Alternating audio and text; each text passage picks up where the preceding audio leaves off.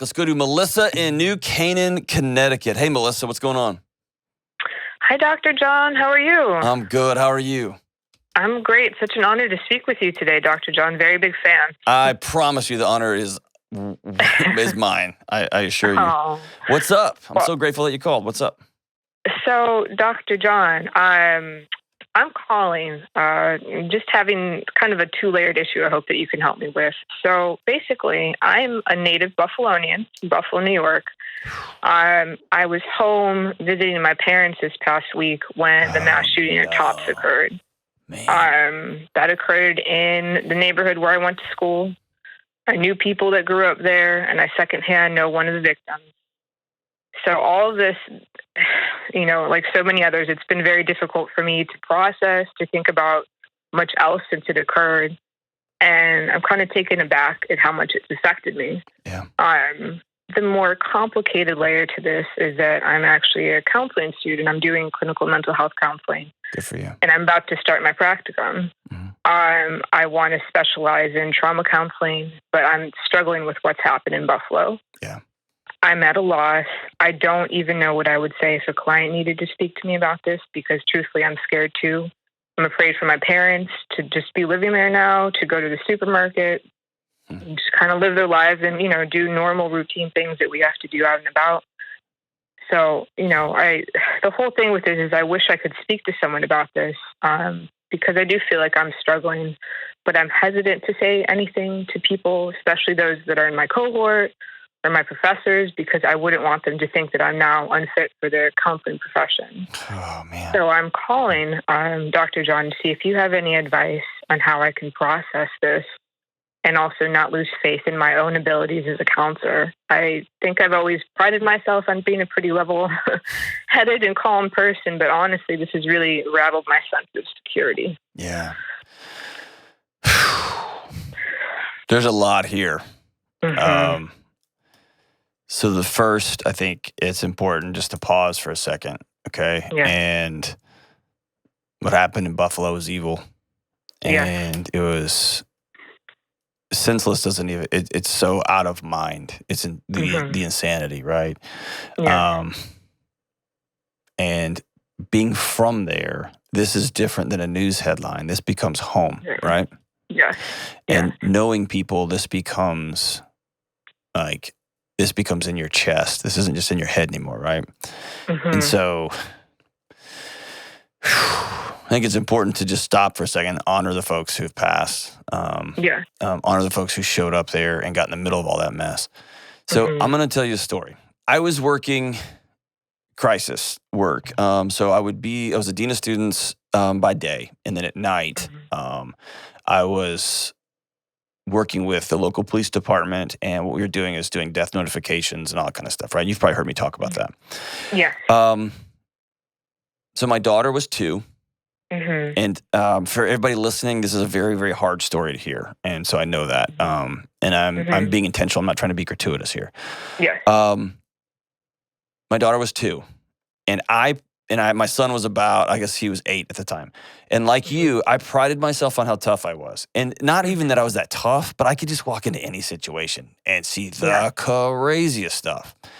Sure. And I got a call, and it was just a text message on my phone that said, hey, this is what appears to happen, 10/16, looks like somebody's passed away. And we need to show up to the hospital. And so I just knew when I showed up to the hospital, that usually means that my job was going to be sitting with parents or loved ones. And I showed up to the hospital, and somebody caught me in the hallway, and they said, hey, here's what's happened. There was a daycare, and it was in about 45 minutes away in a rural area.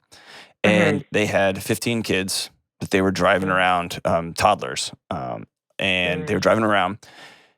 And there was 2 young people that were working at this place, and they took the van and they parked it. And they got all the kids out, but they left the 2 in the back seat. They forgot them. And they stayed in that Texas heat. And one of them had passed away already. And when I got there, was one more on life support. Yeah. And mom was 20. Mom was 19 and dad was 20. And I walked in, and here's all I saw. I saw a crowd of people around this little girl All I saw was her arm. And it was from her elbow to her fingers. And I'll remember that picture in my head as long as I live. And I had to leave. Yeah. Because that looked like my baby girl's arm. Yeah. I had to get out. Okay. And I felt a lot of shame about that. I felt embarrassed about that. My partner, Janice, she's one of the greatest women I've ever known. She's incredible. And I looked at her and said, I got to go. And she said, you cannot leave me here. That's 101, right? And I said, I cannot be here. And that happened one other time. I think I've talked about on the show. But all I have to say is I had to leave. And it was a visceral body reaction. And here's why I'm telling you that story. I did trauma for a living. Still do. Yeah. But that one was home. Yeah. And it's important for you as a growing therapist, as a new counselor, to understand that our job is to wade into other people's messes.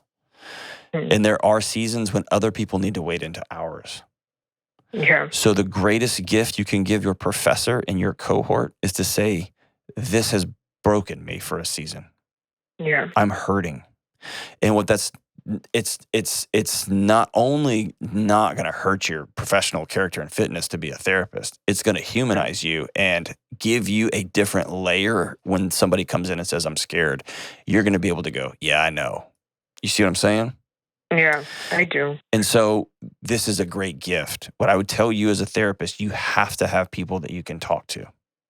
Yeah. Did you grow up in a situation where you needed to just be stoic about stuff? Absolutely. I definitely did. My parents are immigrants, and where they're from, you just don't talk about that kind of stuff. I myself have been on the other side of the chair, and I've been in therapy, and I know how healing it can be, and that's why I wanted to become a therapist myself. But I sort of feel like when I entered the profession, and maybe Dr. John, you can tell how much of a rookie I am. I almost felt like, now I can't be, that client, so to speak. I kind of have to be strong and know it all to be able to survive in this profession, quite frankly, is, I'm not able to fall apart at everything. And, we're here to help people through the worst moments of their lives. And for me, it hurts, like you were saying. I think it's kind of that both and situation. I try and talk to my husband about it, but he's not from Buffalo. I think really only people from there might truly be able to understand how completely painful this is for our city and how disgusting it is on so many levels. Yeah. But I do wish that I kind of had an outlet of someone to speak to, because I also didn't want to dump on my husband and, have him play therapist to me. So that's right. But it's been difficult. You are conflating life with your profession. Yeah. And I want you to untangle that. You're hurting. And this is going to require collective mourning for the city. This is going to require collective grief for our country. This is going to require a lot of grief for you. Yeah. And that doesn't make you not a great professional. This will be something that you'll make meaning of on the back end. You already want to go be about trauma, and now you have your body is telling you what your clients are going to be telling you for years. Yeah. The idea, I've worked with police officers and SWAT officers and nurses and doctors and surgeons, everyone in between. Counselors, of course. I teach graduate counseling courses. Yeah. What I'll tell you is, those that bottle this stuff up and think that professionalism looks like, quote unquote, it won't get to me, they end up in ash. Yeah. So much so that my professors said, if you are a counselor and you do not have somebody to go talk to, we're going to consider that unethical. It is how in the world can I show up fully for you when I'm not full, when I'm not whole? Sure. Right? Yeah. And so I've got to go sit with somebody. And I'll tell you this, one of the greatest breakthrough moments of my life was sitting with a counselor who I saw him get tears in his eyes as I was talking. Really? Wow. And I remember, now I've heard of stories of counselors weeping through sessions and their clients are like, dude, I'm coming to you, man. You know what I mean? But so that tear didn't say he's weak. That tear showed me he's with me. Yeah. And that's a totally different proposition. Often when you grow up in a home where showing feelings got you hurt, or not even got you hurt, we just don't do that. Yeah. Then you're faced with something, then you have a choice. And it's really a crossroads here as a human, Right. not as a counselor, as a person. Am I going to be somebody that continues this family generational trauma of bottling stuff up and sucking it up? Or am I going to learn how to be heard and to say I'm sad and to say I'm heartbroken and to weep bitterly? Yeah. And to not sleep for days on end and have people in your life that you're being open with. So I'm going to teach my kids something different. I'm going to teach my clients something different. I'm going to change how this thing works. Do you see what I'm saying? I do. I so do. Here's what I want you to do. Yeah. You may not have done this. Here's the protocol that I would be using if I'm in your exec's shoes. Okay. Yeah. Can I ask you another personal question? Of course. Are you African American? No, but I am a person of color. Okay. I'm mixed. But So this is intensely completely. personal. Yeah. Yes. Yes, it is. Because this person came for you. Mm-hmm. That's your body reacting, okay? Do not run from this. What happened is terrifying and scary. Yeah. And if you'd been there, you would have been on the list. Is that Yes, fair? I would have. Okay. Oh, absolutely. That's one of the first things that I thought, that this is someone that would hate me. Not hate Not you. even knowing me. They would want hate me you and not kill me. alive. They want you dead. Yes. Yeah. Yeah. That's a different level, right? Yeah. Yeah. I hate the Atlanta Braves. I don't want any of them dead, right? This is another Yeah. level. And so running from that reality your body will continue to try to solve for that reality while your mind is trying to distract itself with other things. Yeah. And you'll find a gulf. So here's what I want you to do. Mm-hmm. Number one, you have to be around other people and you have to tell your story. Full stop. Okay. That can be one person, that can be a professional, that can be 5 people, that can be on a group phone call. I would rather it be in person, but I know you don't live in Buffalo, right? So this is home. Yeah. I'm thinking of when I wasn't in Houston, where I'm at home, and all my friends and community and family and Hurricane Harvey hit. And I felt this panic. I was watching my friends send videos of their houses falling down, and we were on the phone, we were talking, I did the best I could, and it was still unnerving, and I just let myself be sad for a while. Do you see what I'm saying? Right. And I so do. I want you to get on the phone and say, I'm not doing okay. Yeah. Okay? I want you to get a meeting with your counseling supervisor Okay. and say, this happened, and this is my home. And I even have a one-step relationship away from one of the victims, and I'm really hurting. Tell somebody that's got some important mentor role in your life that, okay? Yeah. Honor your body that way, okay? And listen, if that person, if you're a supervisor, if she or he says, well, I don't know, man, you're going to have to suck it up. Dude, they are cashing out. They're a terrible, terrible mentor. They're not going to say that, though. Yeah. They're going to probably reach across and say, can I hug you? And hopefully you'll say yes if you feel safe. Here's number 2. Yeah. I want you to go to Walmart, Amazon, Barnes & Noble, whatever, and get a small journal and start writing this stuff down. Okay. I want you to write down how pissed off you are and raged out and angry you are. Yeah. I want you to use the shooter's name. I want you to write down how angry and sad you are and use the victims' names and talk about your friends and your mom's still there and your dad's still there. I want you to be really specific, but I want you to write this stuff down, okay? Yeah. And when you have a good day, I want you to write that down too. This isn't all about negativity and awfulness, okay? It's true. Here's the last thing. Yes. Statistically speaking, this is not going to happen again there in Buffalo.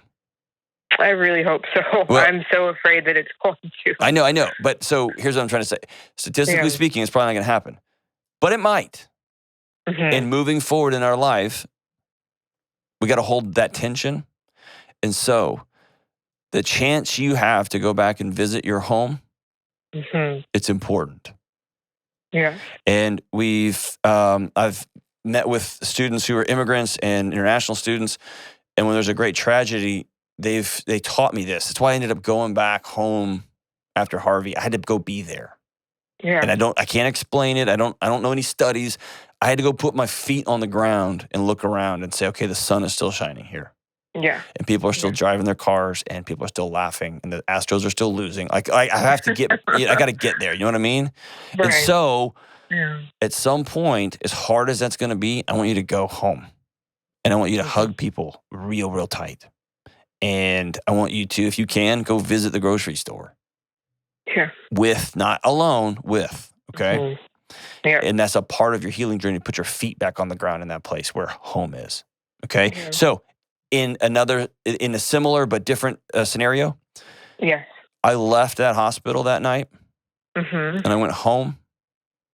And you don't dare wake up a sleeping 2-year-old because, sure. you know, I mean, I'm going to end up in a morgue from my wife. Mm-hmm. But I went home and I went and woke my 8-year-old up. Yeah. And he's half asleep. And I hugged him as hard as I could. That was me going home. Okay. Yeah. Yeah. And I had to put my hands on him and feel him and say, okay, that's me regulating my body. Okay. So the 3 counterpoints here are connection, writing this stuff down, be honest about your thoughts and feelings. It's the central idea of going home, because this is you. This isn't about trauma. This is about your home. And here's a 4th one. Make sure you're taking care of your body. Move your body. You got to eat. You got to laugh. You still got to be intimate with your husband if you feel up to it. Like you got to do life stuff. Okay. Yeah. Yeah. But do have a season of mourning. So I tell you all that stuff. I just threw a lot at you. Tell me how that feels as I'm telling you that. Are you like, oh my God, you're an idiot, YouTuber? Or is it ringing true? No, it absolutely rings true. And, you know, Dr. John, one of the things that I've shared in my classes, I've also acted as a TA, is what you've taught of periods of life are seasons. You know, I realize that this is like a season that I'm going to be sad, but, you know, I think the other part of me just feels like I always need to be strong, and it's difficult. It's difficult. Let that in today. Yeah. Okay? Yes.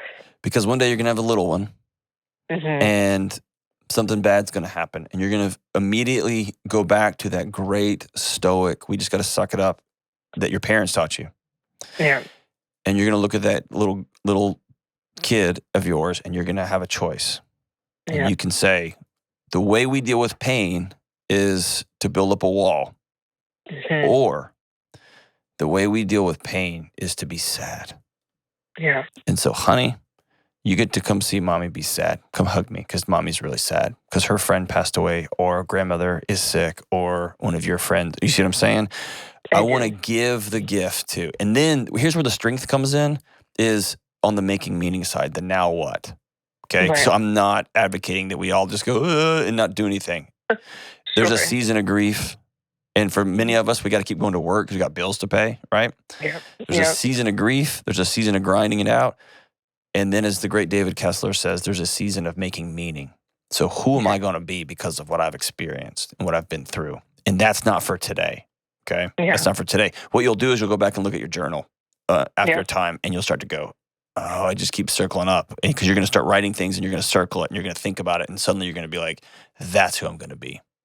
Yes, yes. And if I might just add one thing, I think part of what has made this process difficult for me is how profoundly angry I feel. Yes. And I think that I'm someone, like, it takes a lot for you to rattle me in general, but for me to feel something like rage is very rare. Yeah. I felt it maybe only a couple of times in my life. Not that there's not things in the world that, you know, we're angry at, of course, but I mean, on a personal level, I feel rage, and it's maybe not an emotion that I'm not familiar with, you know, and so. Anger is anger simply points your body towards things you care about. Yes.